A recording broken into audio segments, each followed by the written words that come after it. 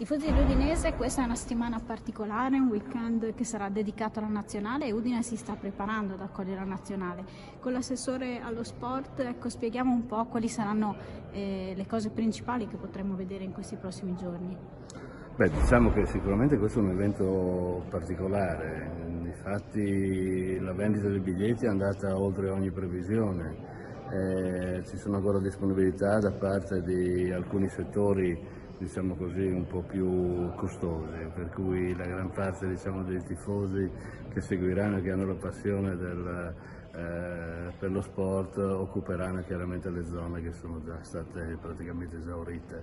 Noi da parte nostra, diciamo, abbiamo dato tutto il supporto necessario e sufficiente affinché questo evento sia un evento di spicco, anche in preparazione di quelli che saranno poi gli eventi che a giugno vedranno Udine città protagonista come finale degli Europei Under 21, e su questo stiamo lavorando alacremente per cercare di dare una veste alla città e soprattutto cercare di dare una promozione alla città e anche all'evento stesso.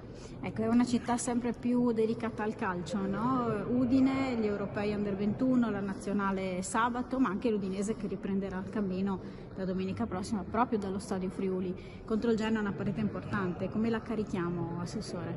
Questo Udinese ci fa soffrire quest'anno, però spero e penso di poter dire che alla fine riuscirà comunque a superare questo ostacolo e questa fase di stallo in cui si è trovata per vari motivi, quindi non ci sono cause specifiche o cause, diciamo così, imputabili a chi, a cosa, come o a che altro. È un fatto contingente di fattori che si sono, diciamo così, messi assieme e che hanno portato, diciamo, purtroppo la squadra a dover combattere per cercare di non retrocedere. Sono convinto che comunque i tifosi, sono convinto che tutte le, diciamo così, possibilità che ci saranno per poter tenere alto il nome dell'Udinese, di Udine e la squadra in campionato massimo, sicuramente gli sforzi verranno propensi e protesi a raggiungere questo livello. Quindi si salverà l'Udinese?